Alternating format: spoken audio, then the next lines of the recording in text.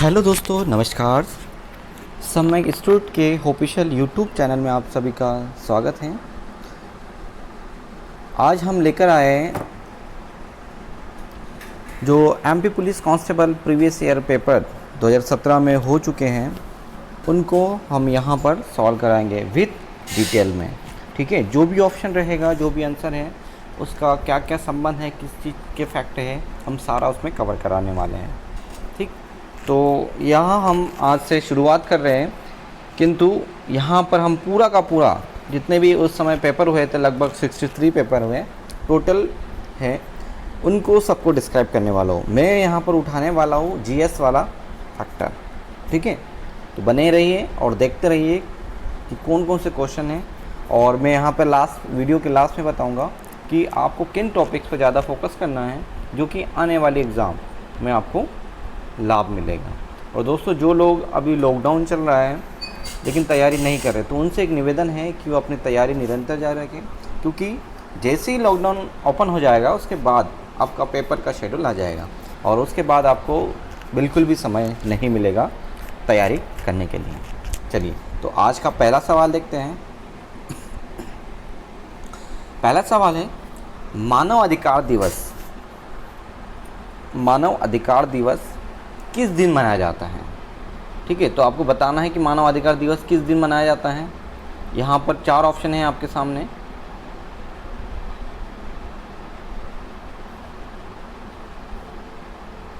जहाँ आपको बताना है।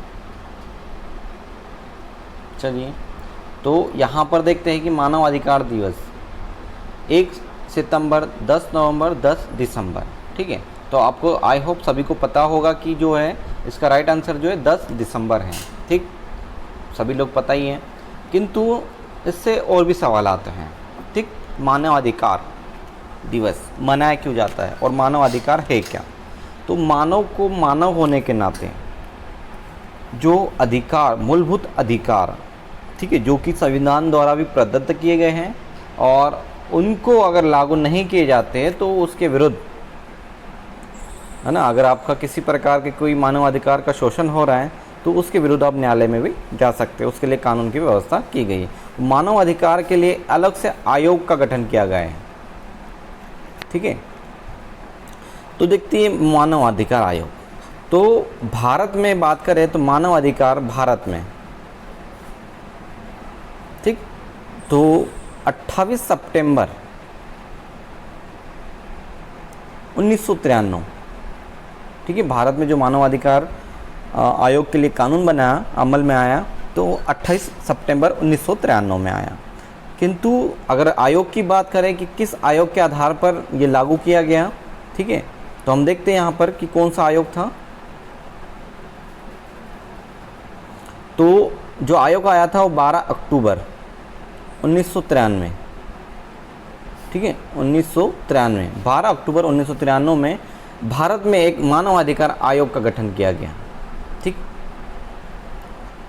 ओके, इसका राष्ट्रीय महत्व क्या है? तो जो मानवाधिकार दिवस मनाना कब से स्टार्ट किया? तो विश्व में पहली बार, ठीक है, विश्व की बात करें तो विश्व में पहली बार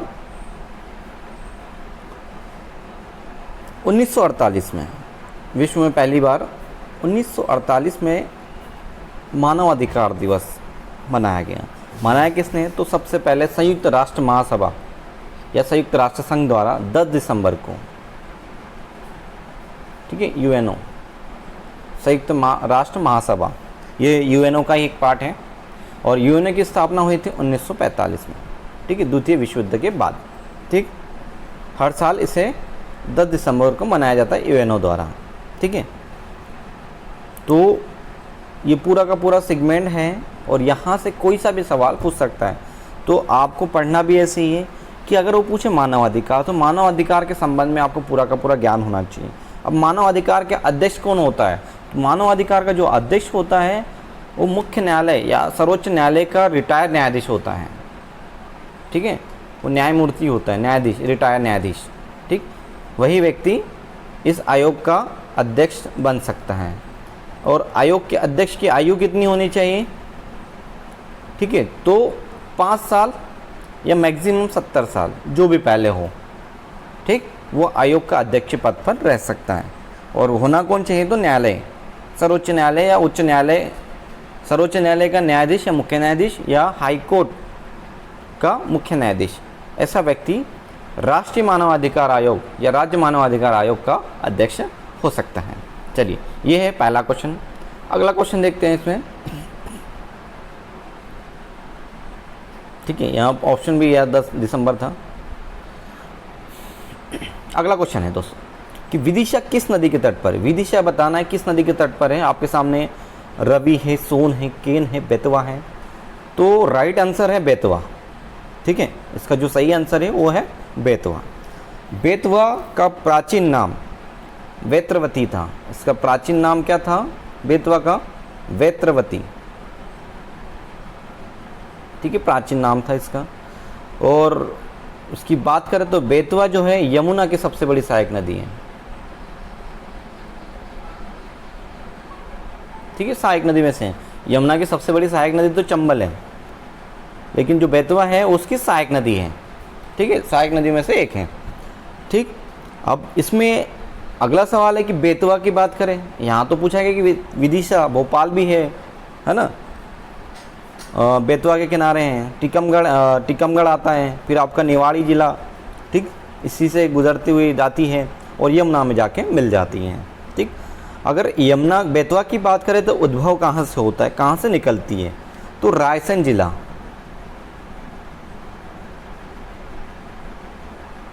ठीक है, रायसेन जिले के कुमरा गांव से निकलती है। लगभग 590 किलोमीटर की लंबाई है। इसकी लंबाई कितनी है? 590 किलोमीटर इसकी लंबाई है, ठीक है। और रायसेन से निकलते हुए यमुना में मिल जाती हैं, ठीक है, यहाँ पर यूपी में, ठीक है। और इसकी बात करें तो यूपी में कहाँ मिलती है? तो यूपी में हमीरपुर के निकट यह मिल जाती हैं, ठीक है। चलिए, ये हो गया विदिशा बेतवा किस नदी के, ठीक है, बांध भी बने हैं उस पर, हम देखेंगे। चलिए अगला सवाल, ठीक, हाँ, ये भी क्वेश्चन बहुत अच्छा है। सवाल है, इतिहास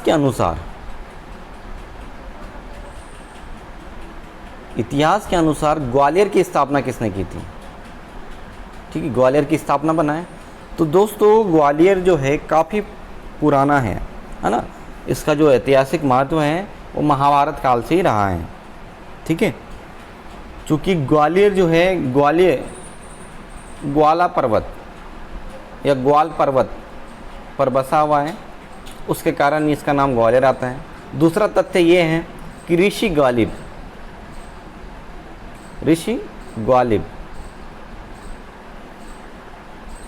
के नाम पर राजा सूरजसेन ने, किसने? राजा सूरजसेन ने ग्वालियर की स्थापना की थी 6वीं शताब्दी में, ठीक है। ग्वालियर की स्थापना कब की थी? तो 6वीं शताब्दी में राजा सूरजसेन ने ही ग्वालियर का किले का निर्माण किया था 525 ईस्वी में, है ना, 525 ईस्वी में ग्वालियर के किले का निर्माण किया गया था, जिसमें 5 दरवाजे हैं। चलिए अगला है इसी में, ठीक है। और भी हम देखते हैं ग्वालियर का थोड़ा सा सिंधिया राजघराने से संबंध रहा है। तो ग्वालियर की जो हम राज्य की बात करें, ये तो केवल ग्वालियर शहर की बात हुई थी, ग्वालियर राज्य की बात करें तो ये हम देखेंगे 18वीं शताब्दी में, है ना, 18वीं शताब्दी में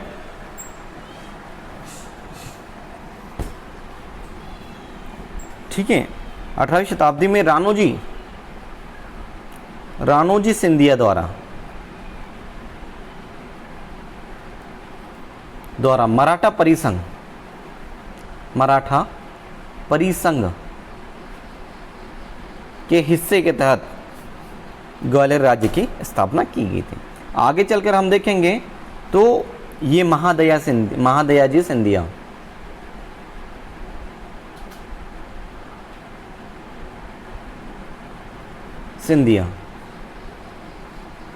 ठीक है, इनका कार्यकाल 1761 से 94, ठीक, के राज्य में है ना, के राज्य में ग्वालियर राज्य मध्य भारत के प्रमुख शक्ति के रूप में उभर कर आया, ठीक है, महादयाजी सिंधिया के बाद।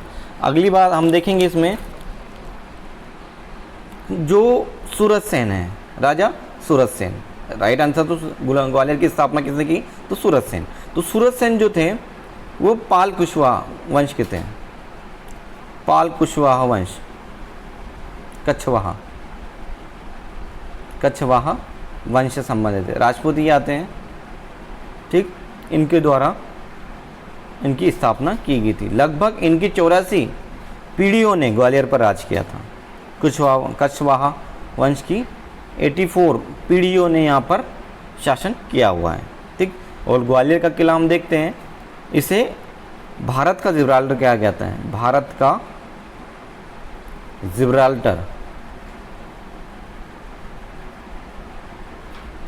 ठीक है, ग्वालियर के किले को कहा जाता है। चलिए अगला क्वेश्चन देखते हैं।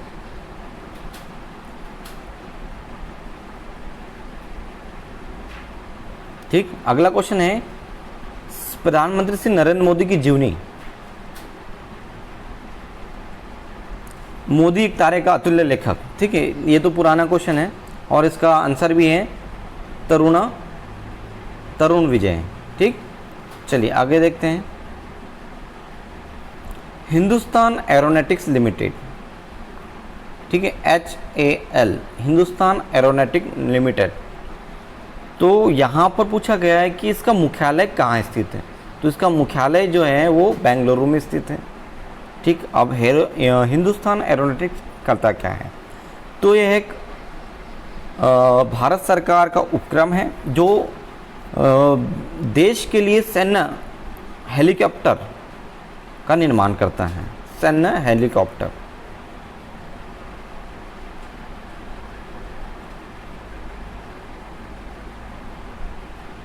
का निर्माण करता है, ठीक है।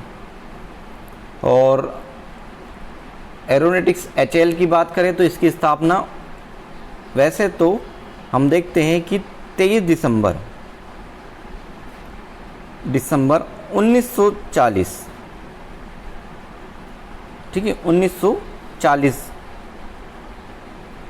को हिंदुस्तान एयरक्राफ्ट के नाम से होती है, किंतु बाद में इसमें बहुत सारे परिवर्तन किए जाते हैं और इसका जो वास्तविक रूप देखते हैं हम कि हिंदुस्तान एरोनॉटिक लिमिटेड, ये नाम पड़ता है 1964 में, ठीक है। तो हिंदुस्तान एरोनॉटिक्स लिमिटेड की स्थापना 1964 और मुख्यालय बेंगलुरु, ठीक। ये आपके लिए बहुत IMP हैं। अगले इसमें 2-3 ऑप्शन और देखते हैं हम कि चेन्नई, तो चेन्नई जो है तमिलनाडु की राजधानी है। बेंगलोर किसका है, तो कर्नाटका की है, ठीक। देवास में क्या है, तो देवास MP में आता है, एक जिला है, और देवास में क्या है, बैंक नोट प्रेस, ठीक है, यहाँ पर नोट छापे जाते हैं, ठीक। अगला देखते हैं, ये भी क्वेश्चन अच्छा है। पूछा गया कि भारत में कुल केंद्र शासित प्रदेश, तो दोस्तों ये सवाल जो है आपका बच्चों, ये आपका 2017 का पूछा गया है, ठीक है। पेपर था 19 अगस्त पहली शिफ्ट में, ठीक है, पहला पेपर पहली शिफ्ट सुबह 9 बजे तो पूछा गया है। तो 2017 के अनुसार पूछा गया है कि कुल कितने केंद्र शासित प्रदेश स्थित हैं। तो वर्तमान परिदृश्य उस समय का जो आंसर था वो आएगा 7, ठीक है, 7 UT थी और 29 स्टेट थे। लेकिन वर्तमान की बात करें तो वर्तमान में 8 UT हैं और 28 स्टेट हैं, ठीक। अब 8 UT कौन है, तो 7 में एक प्लस हो गई, 8वीं कौन सी बनी, तो देखो, और यहाँ पर 29 स्टेट थे तो 28, एक स्टेट कौन सा हो गया कम। तो हम देखते हैं कि जो जम्मू कश्मीर है,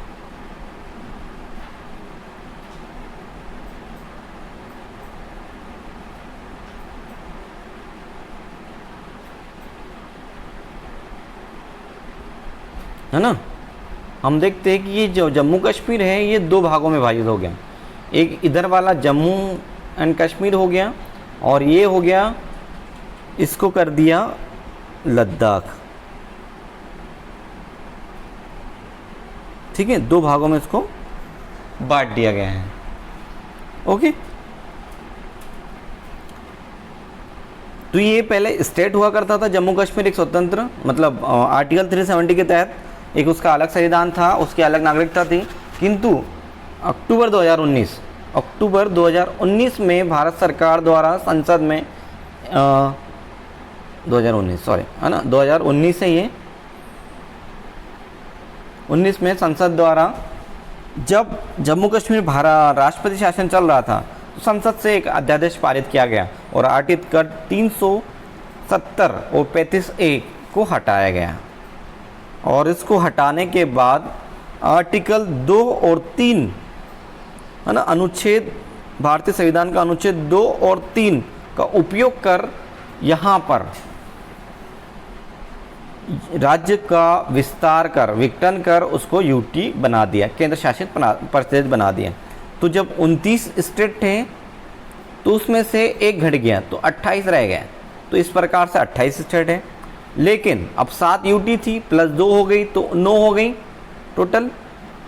ठीक है, तो इसमें क्या होता है कि अब ये 9 है, तो वर्तमान में तो हम 8 ही पढ़ रहे हैं, मैंने आपको 8 ही बताया। तो 8 कैसे हुए, तो हम देखेंगे कि जो भारत कि यहाँ पर देखें 2 यूटी थी, यहाँ पर दादर नागर हवेली और दमन दीव, तो इन दोनों को एक कर दिया गया। ठीक, तो इस प्रकार से 9 से घटकर ये 8 रह गए। तो 8 यूटी और 28 स्टेट इस प्रकार से बने हुए हैं। ठीक है, बाकी के वैसे वैसे यथास्थिति में है। चलिए आगे देखते हैं। भारतीय रिजर्व बैंक की स्थापना कब की गई।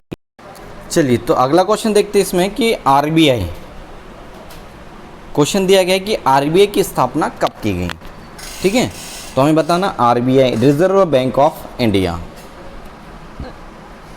इसका शॉर्ट फॉर्म है आरबीआई। तो आरबीआई क्या है, पहले तो इसकी स्थापना बताना है। इसका आंसर है 1935। उसके अलावा आरबीआई क्या है, ठीक, किस प्रकार से बना, किस प्रकार से राष्ट्रीयकरण हुआ, तो देखते हैं। तो आरबीआई एक केंद्रीकृत बैंक है। ठीक है, केंद्रीयकृत बैंक है। ठीक है, या केंद्रीय बैंक के रूप में कहा जाता है। इसे बैंकों का बैंक भी कहा जाता है। यह सभी बैंकों का संचालन करता है और भारत की अर्थव्यवस्था का नियंत्रण भी इसके द्वारा ही किया जाता है। ठीक है, और भारत में जो बैंक प्रणाली है वो किस बैंक का क्या इंटरेस्ट रेशो है, ये पूरा का पूरा आरबीआई ही डिसाइड करता है। और आरबीआई भारत सरकार और जो फाइनेंशियल बैंक हैं उन्हें वित्त पोषित करती है। ठीक, आरबीआई की स्थापना की बात करें तो 1 अप्रैल 1935 को हिल्टन यंग कमीशन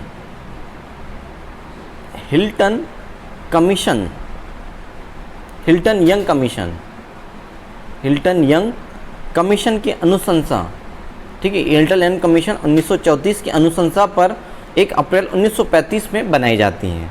ठीक है, तो हिल्टन यंग कमीशन के सामने प्रस्ताव किसके द्वारा रखा गया, ये भी सवाल पूछा जाता है। ठीक है, कि जो आरबीआई की स्थापना का जो प्रस्ताव था वो किसके द्वारा रखा गया था। तो हिल्टन यंग कमीशन के सामने जो समिति थी उसके सामने डॉक्टर बी आर अम्बेडकर द्वारा एक प्रस्ताव रखा गया कि भारत को एक सेंट्रल लेवल पर वित्त पोषित करने के लिए एक संस्था की ज़रूरत है। ठीक है, उसी के आधार पर आरबीआई का गठन किया गया। आरबीआई उस समय एक निजी बैंक हुआ करती थी, संस्था हुआ करती थी, ठीक है। और आरबीआई का जो डॉक्टर बी आर अम्बेडकर ने सबसे पहले उल्लेख किया गया था, उनकी बुक थी the problem of rupees, the problem of rupees, ठीक है। उसमें सबसे पहले इनके द्वारा उल्लेख किया गया था कि भारत सरकार भारत के को एक ऐसी राष्ट्रीय स्तर पर संस्था होनी चाहिए जो सभी फाइनेंशियल को नियंत्रण करे, ठीक है। चलिए, इसका मुख्यालय भी पूछा जाता है कि मुख्यालय कहाँ है, हेडक्वार्टर, है ना। तो मुख्यालय इसका वर्तमान में हम बात करें तो मुंबई में है, ठीक है। लेकिन जब इसकी स्थापना हुई थी उस समय कोलकाता में बना था, है ना, कोलकाता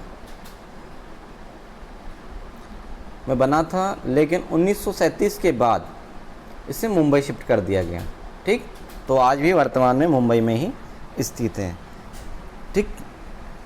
आरबीआई से एक सवाल और आता है, क्योंकि आरबीआई एक मोस्ट आईएमपी टॉपिक है, ठीक। और मैं इसमें पूरा का पूरा लेक्चर ही बनाने वाला हूँ, ठीक। तो इसमें देखते हैं कि आरबीआई का राष्ट्रीयकरण कब किया गया, राष्ट्रीयकरण कब किया गया, ठीक। तो 1 जुलाई 1949 को आरबीआई का राष्ट्रीयकरण किया गया। देखिए, स्थापना बताना 1 अप्रैल 1935 और राष्ट्रीयकरण बताना है आपको 1 जुलाई, ठीक है। अगर पूछा है कि आरबीआई के सबसे पहले गवर्नर कौन थे, सबसे पहले गवर्नर 1935 की बात करें हम, ठीक। उस समय जो पहले गवर्नर थे सर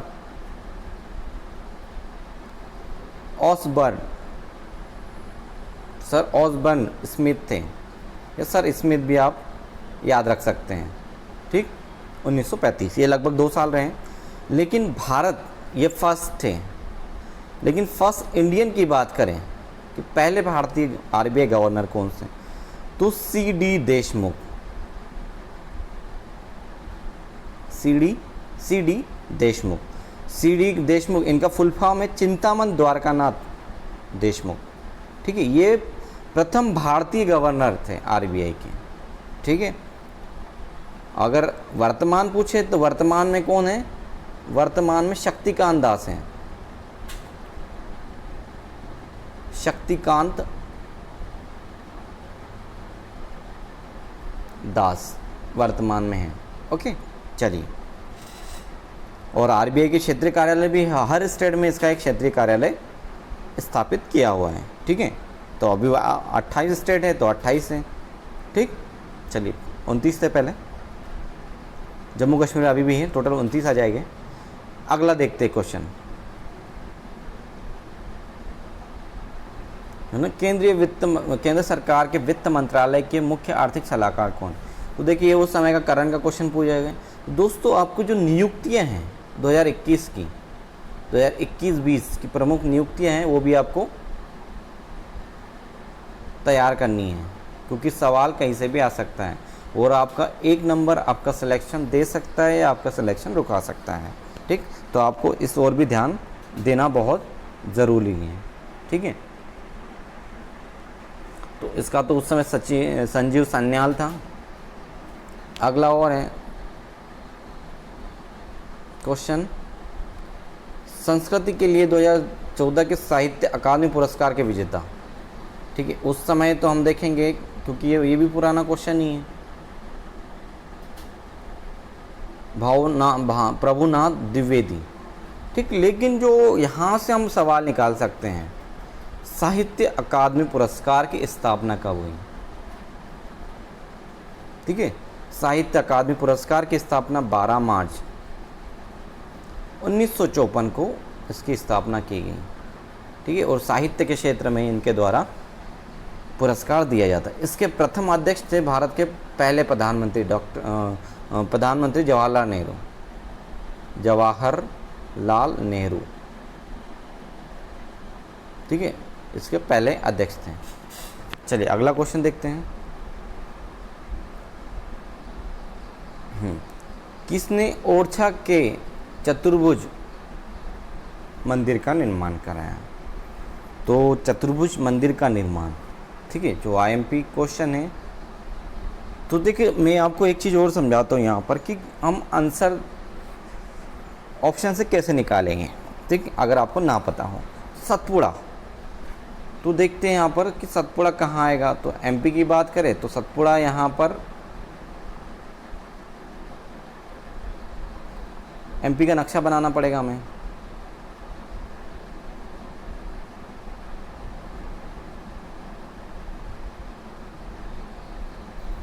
तो जो नीचे वाला भाग है ये सतपुड़ा वाला एरिया कहलाता है, ये पूरा का पूरा, ठीक। तो ओरछा कहाँ आता है? इधर टीकमगढ़, अभी वर्तमान निवाड़ी में आता है, ठीक। तो ये ऑप्शन गलत हो जाएगा। बुंदेल राजपूत, ये हो सकता है क्योंकि बुंदेल राजपूतों ने इस एरिया में ही शासन किया हुआ है। राजा विक्रमादित्य, राजा विक्रमादित्य तो इधर आ जाएगा, उज्जैन में है। राजा भोज यहाँ पर आ जाएंगे, धार में, ठीक। तो हमारा जो आंसर है वो है बुंदेल राजा, ठीक है, के द्वारा जो चंदेल शासक, बुंदेले हम चंदेल शासक कह सकते हैं, बुंदेले शासक द्वारा इसकी चतुर्भुज मंदिर का निर्माण किया गया था। ये जो मंदिर है ये विष्णु मंदिर है ना। चतुर्भुज मंदिर जो है वो कौन से भगवान का मंदिर है? तो विष्णु भगवान का मंदिर है, ठीक। और राजा मधुकर शाह द्वारा इसको निर्माण किया था। राजा मधुकर शाह द्वारा इसका निर्माण कराया गया था। अगला इसमें देखते हैं हम,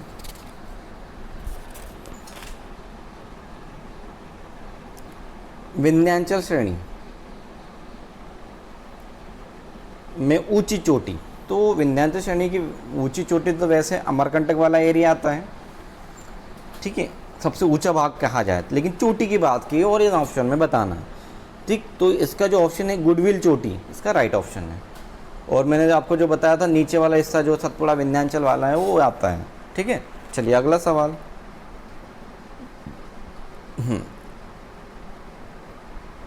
भारतीय नौसेना के प्रमुख 2017 के अनुसार थे, ठीक। इसका तो अभी कोई मतलब नहीं है, लेकिन वर्तमान की बात करें 2021 की, ठीक, तो ये आईएमपी है। तो पहला तो भारतीय नौसेना के प्रमुख कौन है वर्तमान? मनोज मुकुंद नरवणे, मनोज मुकुंद नरवणे, ठीक है। अभी वर्तमान में इसके नौसेना भारतीय सेना, थल सेना के प्रमुख हैं, ठीक। अगर आपको जल सेना पूछें या वायु सेना पूछ लें तो भी बताना है। जल सेना प्रमुख कौन है? तो जल सेना करमबीर सिंह है, एडमिरल लगता है इनके आगे, करमबीर सिंह, ठीक है, जल सेना प्रमुख। वायु सेना की बात करें तो मार्शल लगता है इनके आगे, ठीक है। एडमिरल लगता है जो नौसेना हो गए, है ना, जल सेना, और वायुसेना के आगे मार्शल लगता है। तो राकेश सिंह भदौरिया, राकेश कुमार, पूरा नाम है राकेश कुमार भदौरिया, ठीक है, वर्तमान वायुसेना के अध्यक्ष। दोस्तों 2019-20 की बात करें तो 19 में एक पद का निर्माण भारत सरकार द्वारा और किया गया, ठीक है, तीनों सेनाओं को एक मंच पर लाने के लिए CDS, chief defence staff, CDS। तो पहले CDS कौन है? तो यहाँ पर ही है इनका जनरल बिपिन रावत, जो कि पहले अभी इनके पहले ये जनरल बिपिन रावत जो थे वो भारतीय सेना के प्रमुख थे। जब इनका कार्यकाल खत्म गया तो इन्हीं को CDS बना गया। ये फर्स्ट CDS है भारत के, ठीक। चलिए अगला देखते हैं, अगला सवाल की ओर बढ़ते हैं।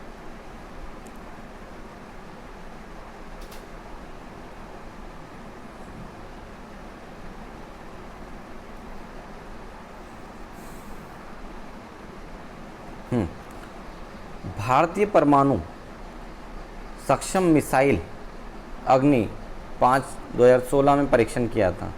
ठीक, तो कहाँ से किया गया था? देखो दोस्तों, अब पूछा गया है कि इसका परीक्षण कहाँ गया, तो कहाँ कहाँ से परीक्षण किया जाता है, ठीक, तो ये बताना है। इसका जो राइट आंसर है वो अब्दुल कलाम द्वीप है। ये आता है उड़ीसा में, चांदीपुर के पास, उड़ीसा, चांदीपुर। ये रॉकेट प्रक्षेपण क्षेत्र है, रॉकेट लॉन्चिंग, प्रक्षेपण कहा जाता है हिंदी में, केंद्र हैं, यहाँ से रॉकेट का लॉन्च किया जाता है। ठीक है, ये आता कहाँ है? तो उड़ीसा में आता है। दूसरा मुनरो द्वीप, तो मुनरो द्वीप कहाँ है? तो मुनरो द्वीप जो है वो केरल में आता है। श्रीरंगम द्वीप कहाँ आता है? तमिलनाडु में है। ठीक है, और हेलवाग द्वीप, जिसका 2019 में नया नाम हो गया है स्वराज द्वीप,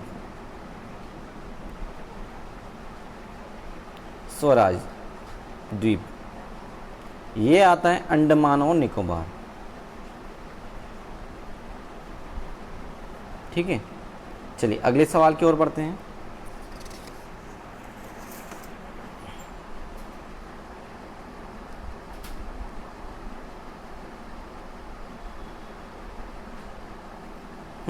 ये भी अच्छा सवाल है। राष्ट्रीय प्रतीक पर निम्न में से कौन शब्द अंकित हैं? जो राष्ट्रीय प्रतीक है सत्यमेव जयते, क्या है हमारा राष्ट्रीय प्रतीक या ध्येय वाक्य?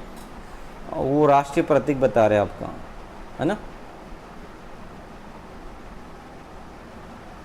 सत्यमेव जयते, ये राष्ट्रीय प्रतीक है। और हमारा यहाँ लिखा है सत्यमेव जयते नीचे। ठीक है, 3 शहर हम देखते हैं, चौथा पीछे है। ये राष्ट्रीय प्रतीक है हमारा। ठीक, सत्यमेव जयते हैं। ये लिया गया है मुंडकोपनिषद, मुंडकोपनिषद जो उपनिषद है उनमें से लिया गया है। मुंडकोपनिषद से सत्यमेव जयते हैं, इसका अर्थ होता है सदैव सत्य की विजय होगी। अगला ऑप्शन है इसमें वंदे मातरम। तो वंदे मातरम क्या है? भारत का राष्ट्रीय गीत है ना। वंदे मातरम क्या है? तो भारत का राष्ट्रीय गीत है। ठीक है, जो कब लागू किया गया था? भारत के राष्ट्रपति जो थे उस समय, पहले राष्ट्रपति डॉक्टर राजेंद्र प्रसाद द्वारा 24 जनवरी 1950 को इसे राष्ट्रीय गीत घोषित किया था इनके द्वारा। और जो वंदे मातरम है किसकी रचना है? तो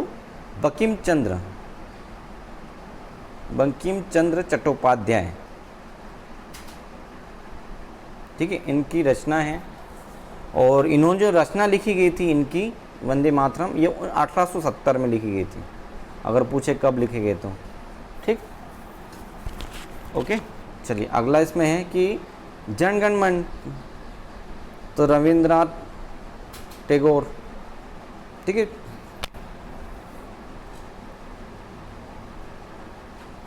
तो दोस्तों ये थे हमारे आज के प्रश्न।